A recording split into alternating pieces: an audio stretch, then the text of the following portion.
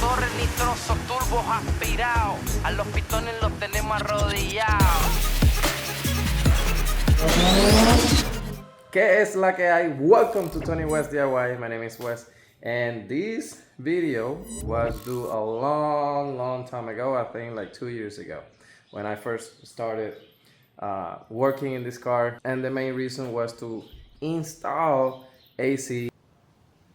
Right. Utilizing JP3 Motorsport goodies. After that, I ended up in a rabbit hole. Got disappointed. Got a Saline. Forgot about the FD. Then I don't know. A lot of stuff happened. Ended up getting the Dark Horse. But now we're here with a new engine bay is clean, turbulence, new intake manifold, and a complete new setup.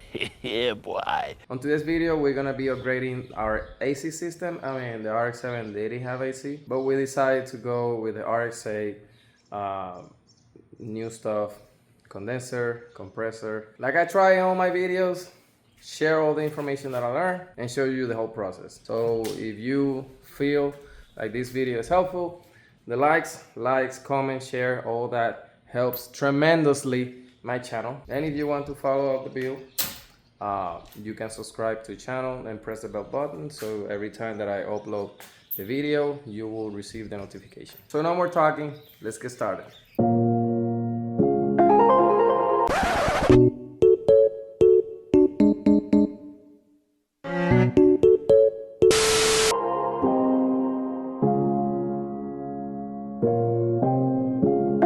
And like I mentioned before, this basically is the episode 4 of the AC series that I started 2 years ago. The main reason of why I stopped the car was because we moved to Texas, and yeah, that first summer was rough to drive. A right-hand drive with several holes on the firewall and the turbo right in front of your feet, sending all that heat towards the cabin. This is JP3 AC kit, pretty easy to install, no issues at all.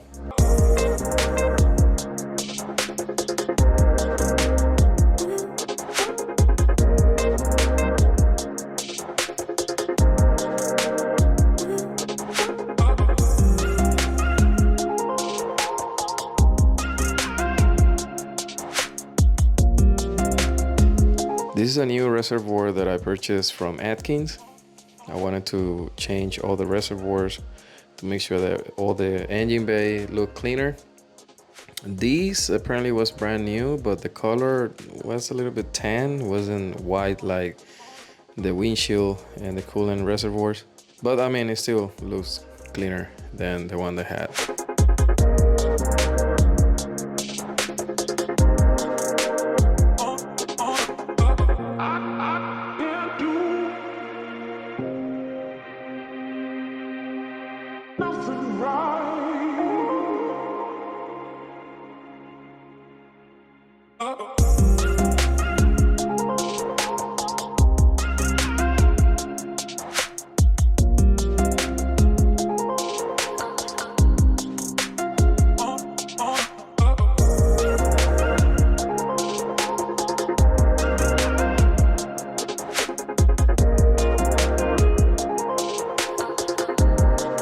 The cap, I had to reuse it from the old one because the new one didn't bring that cover. Also, I was trying to find a titanium banjo bolt since I replaced the other ones, but I couldn't find it in that size. Woo, I feel like I did a lot. Well, now the time has come. First time installing the RX-8 AC compressor. These are the lines from JP3. There's 2 more, I believe. So, and the spacer.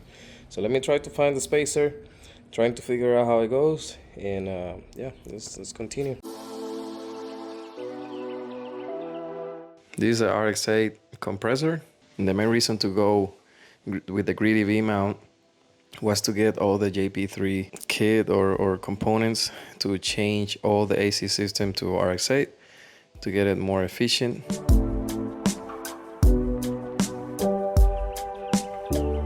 I had to install the spacer a couple times to make sure that we're the correct position, but other than that, it wasn't that bad.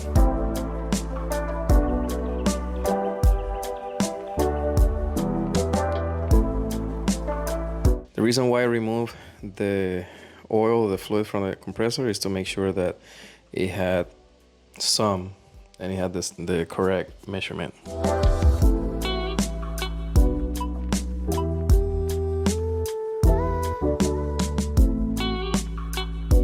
This is JP3 goodies as well. This is to hold the fitting that comes from the old thermostat to make sure it doesn't get loose with the vibration. Just create like a lock mechanism and a bracket at the same time. I never had an issue how it was. I didn't have anything there, just the fitting holding the thermostat, but I know some of the other members of the Rory community that had some issues.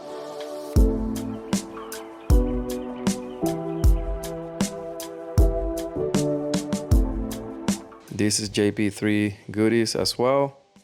These are just the brackets for the RX-8 condenser. They make the installation really clean and easy.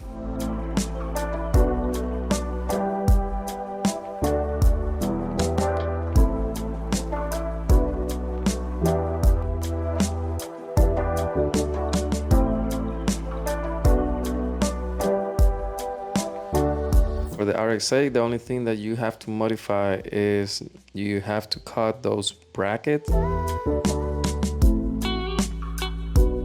Also make sure that the dryer goes to the left side.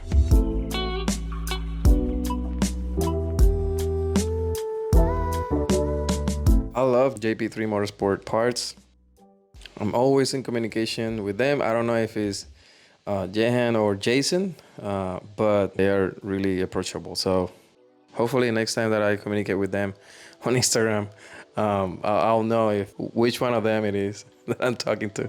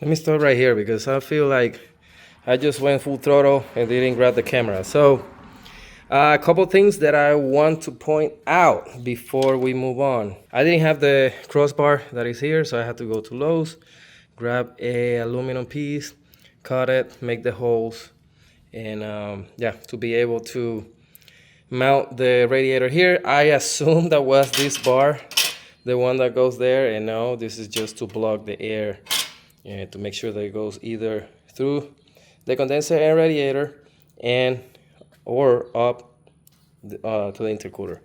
So there's two spacers here that I needed to make holes there. The other stuff that I wanted to say is the side plates.